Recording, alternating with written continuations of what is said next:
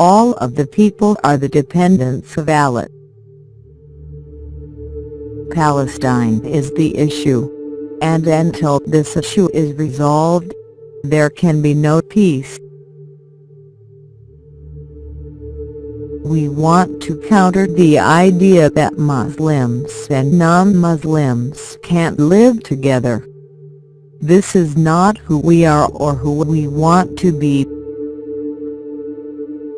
God is much greater than anything we can imagine.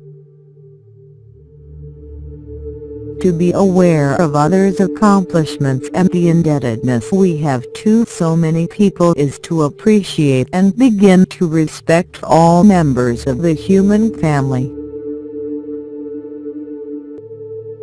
The Jews would have us believe that God had this bias to this little small tribe in the middle of the Sinai desert, and all the rest of humanity is just rubbish.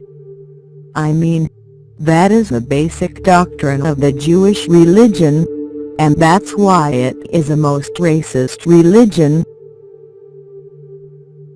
A democracy is predicated on an educated citizenry. You cannot have a democracy with people that are more interested in what Nicole Kidman is doing or whoever the latest fashion model is.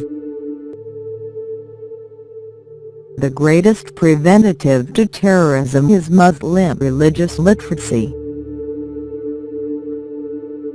Whatever one thinks of the wisdom of building a mosque near ground zero, this controversy now affords us an immense opportunity to examine who we are as a people. It provides us with the opportunity to get back to our foundational ideals, which have always stood as a beacon for the rest of the world.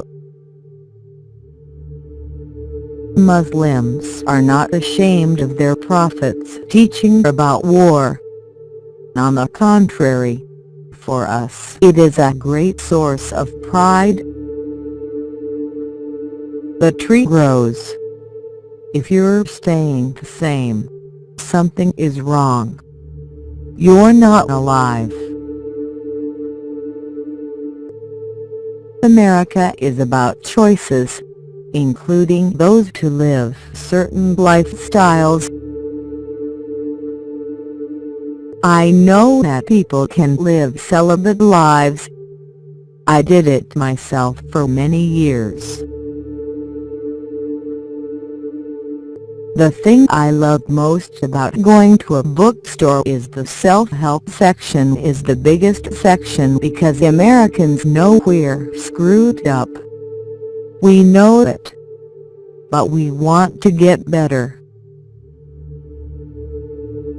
The fear tactic is a tactic that's used by people who want to maintain control, and it's very effective. If you don't have religious alibism, you have immense problems. I would rather live as a Muslim in the West than in most of the Muslim countries, because I think the way Muslims are allowed to live in the West is closer to the Muslim way, where you don't have people who have strong intellectual capacity. You get demagoguery. Katrina did much more damage than anything the terrorists could ever put together. Ideas must counter ideas.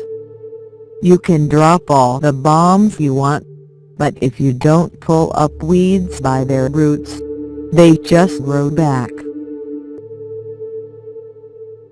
People can't think when their minds are clouded with fear. For believers, both privilege and privation are a trial, and both demand responses.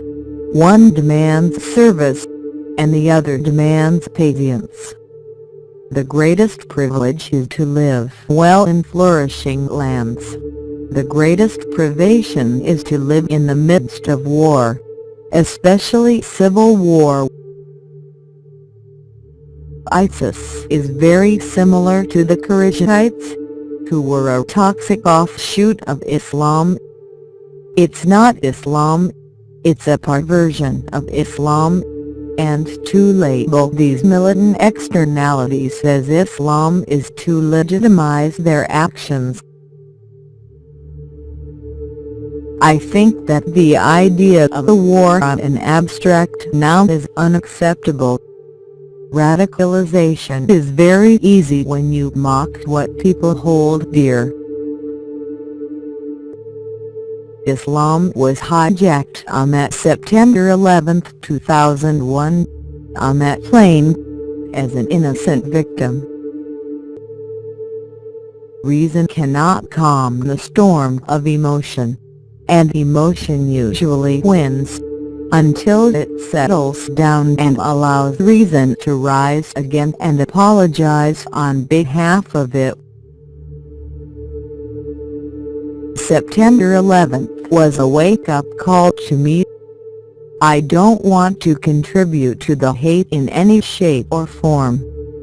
I now regret in the past being silent about what I have heard in the Islamic discourse and being part of that with my own anger. The true object of war fought for God should always be peace.